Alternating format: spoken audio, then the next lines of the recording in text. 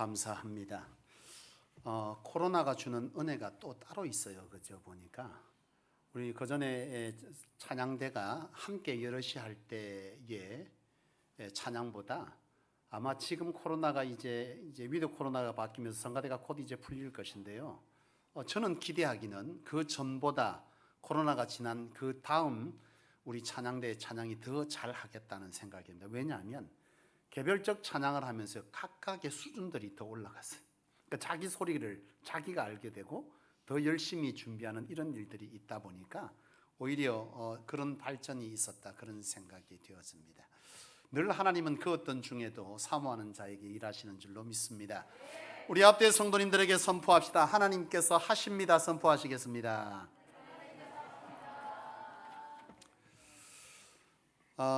여러분, 우리 성도님들은 주 예수 외에는 관심이 없어요. 근데 하나 이제 관심 밖에 얘기를 하자면, 여러분 혹시 이걸 뭐라 그러죠? 호텔 밑에 가면 이렇게 딱 당기는 거, 빠친코? 카지노. 그렇죠. 같은 말이라도 빠친코는 쓰지 맙시다. 슬로모션. 여러분 혹시 그곳에 가본 경험이 없죠? 없을 줄로 압니다. 가지도 마세요. 근데 저는 한번 가봤어요. 왜 갔냐면, 사실 제가 미국에 이제 졸업하고 10일 동안 졸업식 때문에 미국에 들어가 있는 동안에, 학교 다닐 때도 마찬가지고요. 라스베가스를 한번 가봤어요. 여러분, 라스베가스 하면 우리는 TV에서 볼 때는 환락가처럼 느껴지지만 그렇지 않고요. 사막에 도시를 건설해 놨어요. 놀랍습니다. 그러니까 이 사막에 아무것도 없는 그 사막 허벌판에요, 도시를 건설해 놨어요. 어떻게 건설했는지 희한할 정도로 그렇습니다. 근데 그거 보면, 제가 그 전에 LA에서 라스베가스 가는 쪽에 길을 가다 보면요, 대규모 공사가 있어요. 그 공사를 하는데 땅을 막 끊임없이 파대는 거예요. 포크레인들이 수십 대가. 근데 그 폭이 여기서 보면 뭐 이 정도 폭이 아니라 여기서 저기 건너편에 보면 아주 대략 짐작해도 100m 이상은 돼 보이는 그런 어떤 이렇게 수로를 파고 있는 거예요. 수로. 인공적 수로를 팝니다. 그래 내가 하도 희한해갖고 처음에 수로인지 모르고 저거 뭐냐고 물었더니 수로라는 거예요. 저걸 왜 파냐 그랬더니 물이 없는 지역에 100년을 내다보고 다음 후손들을 위해서 물이 없는 지역에 물을 공급하기 위해서 수로를 파는 거예요. 이게 참 다르더라고. 라스베가스가 그런 곳입니다. 인공적으로 그런 수로들을 땡겨서 도시를 건설해 놨는데요, 가보면 낮에와 밤이 전혀 다릅니다. 여러분, 결혼하면 대부분 다 첫날 밤에 놀랜다고 하죠. 화장한 아내와 화장하지 않은 아내. 라스베가스가 그런 도시입니다. 낮에는 밋밋한데 밤 되면요 휘황찬란해져요. 그래 가봤어요. 호텔에 있는, 제가 묵었던 호텔, 라스베가스 호텔은 1층에 전부 다 뭐가 있겠어요? 이 카지노가 다 있어요. 그러니까 지나가다가 보게 된 거예요. 미국에서 그 전에 7년 동안 공부했던 목사님이 함께 이제 제가하고 이제 갔었는데, 내려가면서 한번 가보자는 거예요. 그러니까 순수하게 내가 간 것이 아니라 가자 해서 갔습니다. 사실 궁금하게도 가봤어요. 근데 거기 가서 제가 한 게 본 게 있습니다. 뭐냐면 시계가 없어. 시계가, 여기 카지노 하는 데는요 시계와 창문이 없습니다. 왜 그렇겠어요? 거기 앉으면 시간 가는 줄 모르고 계속 하라 이거야. 그러니까 밖에 창문도 하나도 없어요. 그러니까 밖에 해가 뜨는지 지는지 시계가 없어. 오로지 이거 하다가 뭐 하는 거예요? 날 새는 거예요. 나는 오늘 이 시간 여러분이 시계가 없기를 원합니다. 예배 끝날 시간이 됐는데 설교를 해야 되니 너무 부담돼가지고. 여러분, 성경에 등장하는 인물을 보면요, 하나님의 마음에 합한 자다, 이런 말씀이 있어요. 하나님의 마음에 합한 자. 이 말을 다르게 말하면 하나님의 마음에 쏙 드는 사람. 이건 무슨 말이냐 하면, 우리의 신앙이 하나님의 마음에 쏙 들 수도 있고 하나님의 마음에 들지 않을 수도 있다. 또 다르게 말하면 우리의 신앙이, 우리의 헌신이, 우리의 수고가 하나님이 마음에 들 수도 있고 하나님의 마음에 들지 않을 수도 있다. 이것을 여러분 창세기 4장에 가인과 아벨의 제사로 설명합니다. 두 사람이 예배를 드립니다. 그런데 성경을 보면요, 가인의 예배는 받고 안 받고 아벨의 예배는 받았다. 그래 얘기해요. 이 말은 뭐예요? 아벨의 예배는 받고 가인의 예배는 받지 않았다. 다시 말하면 아벨이 드린 예배는 하나님의 마음에 쏙 들었고 가인이 드린 예배는 하나님의 마음에 들지 않았다는 얘기입니다. 여러분, 구약 속에서 하나님의 마음에 쏙 든 사람, 하나님의 마음에 합한 자의 대표적인 인물이 누구냐면 다윗이에요. 이 다윗은 여러분 구약 성경을 읽다 보면요, 다윗이란 이름이 1107번이 나옵니다. 얼마나 많은 성경 구절 가운데 다윗이 등장하는지 몰라요. 여러분, 이 성경은 하나님에 관한 책, 하나님의 백성에 관한 책이라고 할 때에 이 다윗이 하나님이 보시기에 얼마나 눈에 든 사람인지를 짐작하게 되는 것이죠. 신약 성경에서 대표적인 사람은요, 바울입니다. 여러분, 신약 성경이 몇 권이죠? 뭡니까? 주 예수 외에는 아는 것이 없는데 성경이 몇 권인지는 모른다. 여러분, 신약 성경 27권입니다. 그죠? 그런데 바울 서신이 몇 권이겠어요? 13권입니다. 엄청나지 않습니까? 이것은 바로 하나님의 마음에 합한 자, 다시 말하면 하나님 앞에 축복을 입은 사람, 하나님께 쓰임받은 사람의 대표적인 예인데, 오늘 우리는 적어도 재물이나 우리에게 주어진 능력이나 인맥이나 이런 것이 축복이 아니라 그것은 우리가 하나님을 증명하는 것의 영향력일 뿐, 그것이 하나님 앞에 쓰여질 때 축복이라고 할 때에 이 두 사람은 하나님 앞에 뭐한 사람입니까? 쓰임받은 축복의 사람인 거죠. 나는 저와 여러분들이 신앙을 하면서 하나님의 마음에 쏙 든 사람이기를 원합니다. 그래야 우리의 인생이 달라집니다. 무턱대고 신앙한다고 되는 게 아니에요. 무조건 예배한다고 되는 게 아닙니다. 보십시오. 가인의 제사, 아벨의 제사 같이 드렸지만 안 받는 사람 있잖아요. 이처럼 나는 여러분들이 하나님 앞에 신앙할 때 하나님의 마음에 쏙 들어서 정말 다윗처럼, 바울처럼 여러분들의 인생에 하나님의 놀라운 개입이, 쓰심이 있기를 주의 이름으로 축원합니다. 오늘 종교개혁주일입니다. 종교개혁주일은 여러분 1517년 마틴 루터를 통해서 일어난 신앙개혁 운동인데요, 다른 거 다 거두절미하고 이 신앙개혁 운동의 핵심은 뭐냐면 너희가 신앙하는 그 신앙이 하나님의 마음에 쏙 드느냐 안 드느냐를 돌아보고 하나님의 마음에 쏙 드는 신앙으로 말하는 거예요. 돌이키라는 운동이 바로 종교개혁 운동입니다. 마틴 루터를 통해서 하나님은 개혁하게 하셨어요. 돌아보게 하셨어요. 돌이키게 하셨어요. 뭘? 마틴 루터를 통해서 세 가지를 돌아보게 하셨는데, 그것은 말씀 회복이고, 그 다음 하나는 믿음 회복이고, 그 다음 하나는 뭐냐 하면 은혜 회복입니다. 이 세 가지를 회복하라 한 거예요. 나는 저와 여러분들 오늘 이 종교개혁 주일 왜 우리에게 지키게 하십니까? 1년에 한 번씩 돌아옵니다. 이 종교개혁 주일을 통해서 하나님께서 우리에게 하라 하시는 것은 우리의 신앙을 말하는 거예요. 점검해 보라는 거죠.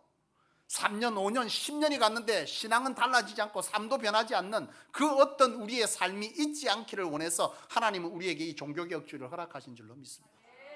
오늘 이 말씀 시간을 통해서 여러분들의 신앙이 좀 달라지고 바뀌어지고 성장되어지고, 그래서 여러분들의 인생에 하나님의 개입하심이 더 커져가기를 주의 이름으로 축원합니다. 그러면 마틴 루터를 통해서 말씀을 회복하라. 말씀 회복이 뭐냐? 여러분, 오늘 이 말씀이라고 하는 것의 원어를 보면 캐논이라 그랬다 그랬잖아요. 그죠? 캐논은 뭔 뜻입니까? 기준이란 뜻이에요. 여러분, 카메라에 캐논이 있잖아요. 이 캐논 뜻이 기준이란 뜻입니다. 기준. 다시 말하면 하나님의 백성에게 성경은 삶의 기준이 되어야 된다, 이 뜻입니다. 그런데 오늘 여러분, 이 마틴 루터가 있던 시대에, 그 시대에 그들 가운데 말씀이 기준되었냐? 그렇지 못했다는 거예요. 다시 말하면 말씀 따로 삶 따로인 거지. 말씀은 은혜 받았지만 나아가서는 뭐 하는 거예요? 똑같이 살아가는 사람들. 타조가요, 독수리 학교에 진학을 했습니다. 날기 위해서요. 엄청 잘 나는 법을 가르쳐 준다 그런 거예요. 그래서 타조가 독수리 학교에 아주 비싼 강사료를 지불하고 입학을 했습니다. 독수리 학교에서 나는 법을 가르쳐 준다고 했는데 진짜 대단한 가르침을 주는 거예요. 타조가 날기 시작했습니다. 너무 신이 난 거죠. 모든 과정을 다 마쳤습니다. 그리고 수료식도 다 했어요. 그리고 이제 집에 돌아가라고 그랬습니다. 타조는 너무 신이 났습니다. 소리를 지르면서 있는 힘을 향해서 달려가기 시작합니다. 이때까지 뭐 배웠죠? 나는 것 배워서 갈 때 어떻게 갑니까? 신나게 뛰어갑니다. 이게 딱 그리스도인의 현주소인 거지. 말씀 들었지만 사는 거는 지금 마음대로 사는 거예요.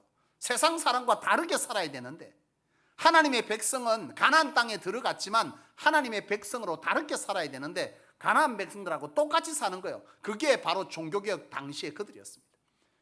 하나님의 백성이지만 거짓말하고 사기치고 도적질하고 간음하고 종교적 타락 있고 온갖 탐욕으로 뒤덮인 시대. 그래서 하나님은 마틴 루터를 통해서 말씀으로 돌아가라. 다시 말하면 말씀이 너의 삶에 뭐 하라는 거예요? 기준 되어라 라고 하는 것을 시킨 것이죠. 여러분, 나는 오늘 저와 여러분들이 이 시간 우리가 하나님의 말씀을 얼마나 지켜 살아가고 있는지, 얼마나 지켜가기 위해서 몸부림을 하고 있는지 나는 우리가 한번 돌아볼 수 있기를 원합니다. 두 번째, 하나님께서 이 마틴 루터를 통해서 개혁하게 하신 것은 믿음 회복입니다. 믿음은 뭐냐? 여러분, 구원은 뭘로 받습니까? 믿음으로 받는 거죠. 이 당시에 유대 교도들, 이스라엘 백성들은 선민 사상이 있었어요. 하나님께 택함 받은 백성. 그래서 그들은 다 뭐 한다는 거예요? 구원 받는다는 거죠. 그러다 보니 이들은요, 예배하고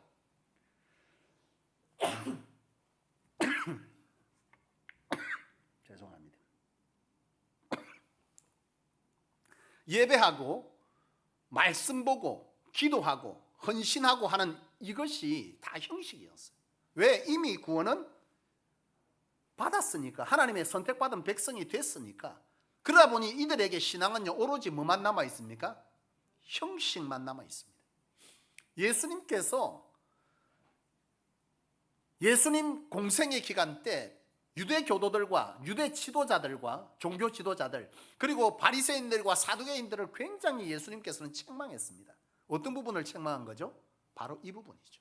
이미 그들은 하나님의 백성 되었고 이제 우리는 구원받았으니 하나님이 우리에게 명하신 예배 시간에 가서 예배 드리면 되고, 말씀 읽을 때 하루에 몇 장 보면 되고, 기도하라 해서 새벽 기도 하면 되고, 헌금하라 해서 몇 푼 하면 되고, 그리고 우리는 뭐 한 거? 신앙생활 잘 하고 있다, 그렇게 생각한 거죠. 하나님이 이것을 회복하라는 거예요.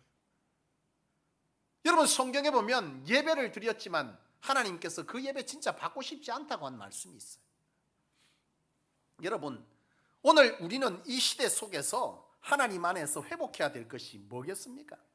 여러분, 신앙의 회복을 해야 될 줄로 믿습니다. 여러분, 우리는 믿음으로 신앙하는 거죠. 믿음은 하나님과의 관계지 않습니까? 내가 하나님의 백성 되었다라고 하는 이 이유만으로 우리의 삶에 하나님의 놀라운 역사가 일어납니까? 안 일어납니다. 신앙은요, 하나님과의 관계입니다. 관계. 예배하면서 그 예배가 살아있는 예배되어야 되고, 말씀을 읽으면서 하나님이 뭐라고 말씀하는지 귀 기울여야 되고, 기도하면서 하나님의 뜻을 헤아려서 동의하면서 그리스도의 심장으로 이 시대를 중보할 수 있는 기도가 살아나야 되는 거죠. 바로 이런 회복들이 있기를 하나님 원하셔서 이 마틴 루터를 통해서 믿음 회복을 시킨 겁니다. 여러분, 형식적인 신앙을 좀 벗어 던지기를 원합니다.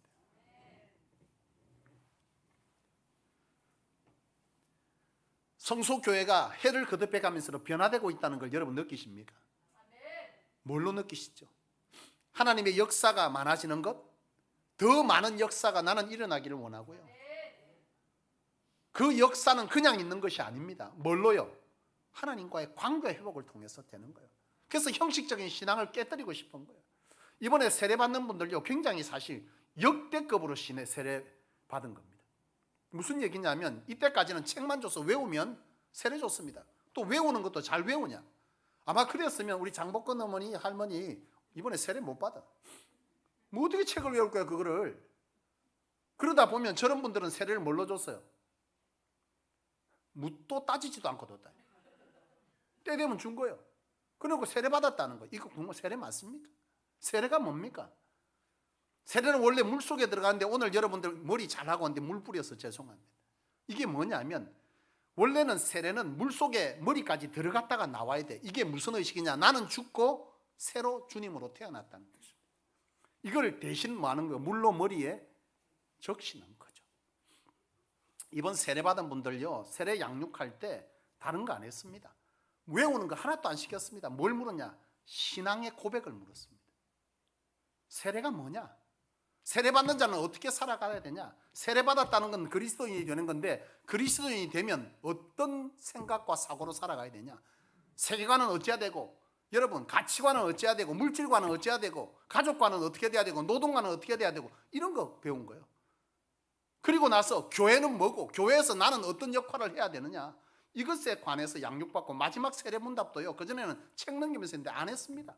사도신경. 왜? 신앙의 고백이니까. 주기도, 기도를 어떻게 해야 되는지 가르치는 주님 기르시고, 십계명 하나님이 가르치는 계명이니까. 그 외 나머지는 예수를 그리스도로 믿느냐, 당신 안에 믿음의 확신이 있냐, 예배에 우선순위를 두겠느냐, 이런 순간이 굉장히 한 주일 동안 어려웠다고 들었습니다. 제가.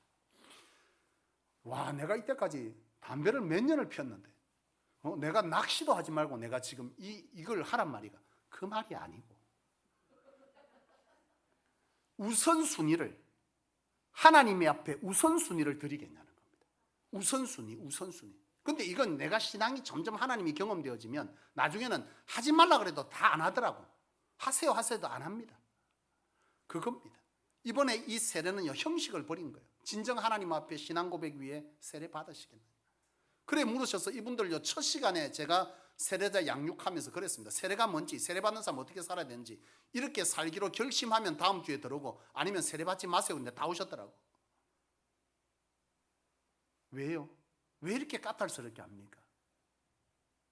진정한 신앙의 회복을, 신앙을 집어넣어 주고 싶은 거예요. 왜? 그게 사는 길이니까. 그게 회복되는 길이고, 그게 가문이, 자식이, 내 인생이 달라지는 길이니까. 그 전에 여러분 새가족 양육할 때도 2주 빠지고 3주 하면 들어오지 말라 그래갖고 상처받는 분도 있을 거예요. 다 그 벨나네. 벨 나야 됩니다. 안 그러면 여러분 소망 없습니다. 여러분 8주를 들어오면 그 안에 진정한 내 안에 신앙의 고백고 신앙이 안 자라는데, 그 8주 한다고 그 뭐 세례 받으면 뭐 하겠어? 진정한 내 안에 신앙의 고백이고 하나님이 경험되지 않는다면 그 문제인 거죠. 오늘 여러분 오후에 장로 장립식이 있어요. 이 장례식도 보세요. 저는 계속 고민합니다. 어떻게 해서든 하나님을 만나게 해주고 싶다. 하나님 앞에서 우리 성도가 바로 서기를 원한다. 그래서 하나님의 인재가 뭔지를 강력하게 경험하고 그들의 삶이 달라지기를 원한다. 이런 간절함이 있어요. 여러분 아시나 모르겠네. 아는 분들은 난 알 거라고 믿어요. 내 설교나 여러분들에 대하는 태도를 조금만 유심히 보세요. 왜 그렇게 닥달하는지. 그렇게 안 해도 되잖아요. 왜 그렇습니까? 나는 그게 그리스도의 심장이고 그게 여러분들을 위한 내 사역의 바른 길이라 생각합니다. 여러분 잘되게 하는 길이 뭡니까? 좋은 소리? 여러분 다 죽습니다. 정말 하나님이 원하시는 것이 무엇이고, 정말 형식이 아닌 예배를 많이 드리고 성경을 보고가 아니라 그대로 살아내고 예배 가운데 하나님을 만나고 사모하고 제대로 하나님을 높이는 이런 살아있는 예배가 되어질 때, 그때 하나님의 역사는 여러분 가운데 있는 거예요. 그래서 그런 겁니다. 오늘 장로 장립식에도요 세상에 없는 장로식이 있습니다. 2 순서가 있어요. 장로 장립분들 오늘 엄청 괴로울 겁니다. 부담스럽고, 나는 이런 장로가 되고 싶다. 믿음의 다짐을 성도 앞에 하나님 앞에 하라 그랬거든. 이거 이제 뱉어 놓으면 이제 어떻게 되는 거예요? 은퇴할 때까지 그 말 때문에 엄청 힘들 겁니다. 그러나 그것이 여러분들에게 거룩한 부담감이자 책임이 되어진다면 그렇게 살아내기 위해 힘쓸 거라고 믿어요. 또한 여러분 이번 우리 장로 장립식에 세족식이 있어요. 여러분 세족식 있는 장로 장립식은 세상에 없습니다. 그거 왜 합니까? 좀 튀어 보이려고요? 그럴 생각 하나도 없습니다. 정말 이 세족식을 통해서 나 스스로도, 우리 권사님하고 우리 장도아 집사님 오늘로서 이제 직분도 장로로 바뀌시겠지만, 장로님으로 저분들 발 씻고 오겠지만 오늘 하루 종일 걸어다니면 발 냄새 날 거다. 뭐 난들 씻고 싶습니까? 왜 합니까? 제가 무릎 꿇어 그들의 발을 씻길 겁니다. 주님께서 그리하셨듯이, 담임 목사인 내가 장로님 되시는 여러분에게 그리하셨듯이 여러분도 하나님과 성도들에게 그리하시라고 주님이 가르치는 그 명대로 세족식을 하는 것입니다. 왜요? 형식이 아닌 진정한 이 직임의 무게를 하나님 안에서 거룩하게 받으시라고 하시는 것이죠. 여러분 형식적 예배, 신앙은요 여러분의 삶을 바꾸지 못합니다. 개혁하시기를 축복합니다. 3번째 마틴을 통해서 회복하라 하신 것은 뭐냐면 은혜 회복입니다. 여러분 은혜가 뭐냐? 은혜는요 구원이 은혜입니다. 그렇잖아요. 구원을 어떻게 받을 수 있어? 원래 구원은 뭐든지 대가 지불을 해야 되는데 이 구원은 참 희한합니다. 하나님의 은혜로 받는 겁니다. 예수 믿는 믿음으로. 근데 그 믿음도 내가 믿고 싶다고 믿어지는 게 아니더라니까, 희한하게. 그러니까 그 믿음 준 것도 하나님의 은혜요. 전적인, 그래서 선물이라고 표현하는 겁니다. 나는 구원받으려면, 천국에 가려면, 하나님의 은혜를 잊고 살려면 그만큼 많은 대가 지불을 해야 돼.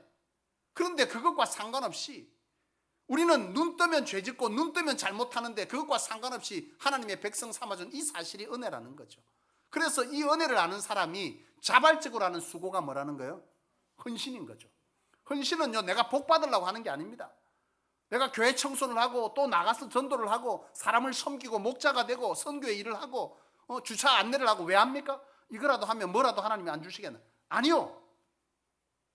그것 때문에 받는 게 아닙니다. 하나님과의 관계를 잘하면 하나님께서 부어주시는 은혜가 있는지, 그것 때문이 아니라는 거예요. 그거는 왜 하냐? 구원받을 수 없는 내게 하나님의 백성 삼아줬고 내가 하나님과의 관계만 잘하면 하나님이 나를 통해서 놀라운 역사를 일으킨다는 이 구원의 사실이 놀랍고 감사해서 자발적으로 그 감사에 반응하는 것이 헌신이라는 거예요.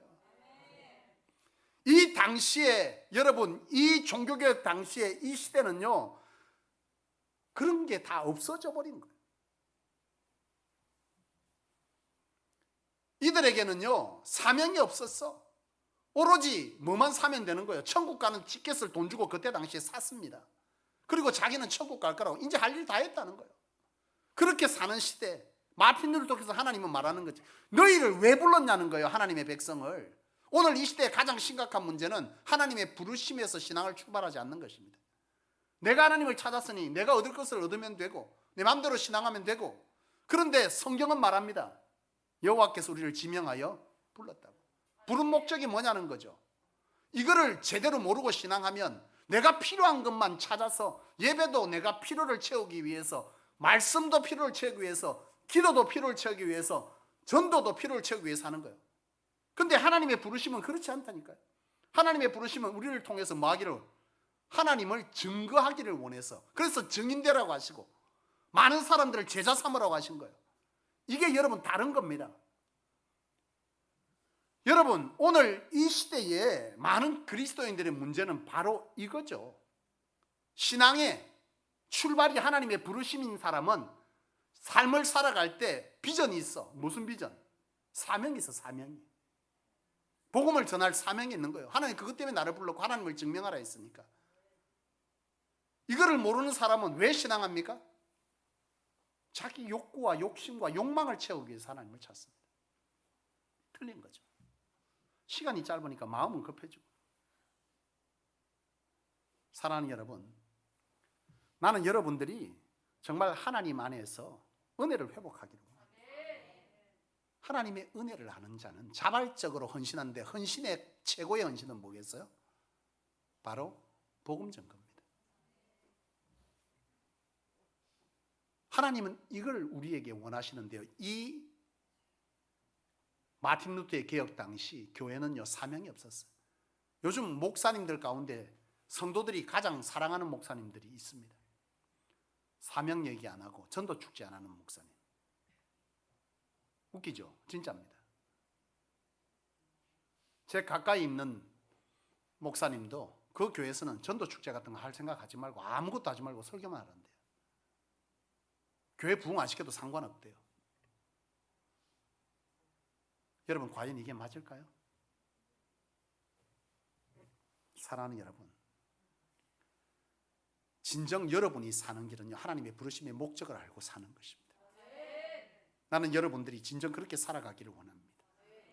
놀라운 것은 분명 주께서 증인되고 제자 삼으라 하실 때 해주신 말씀이 있습니다.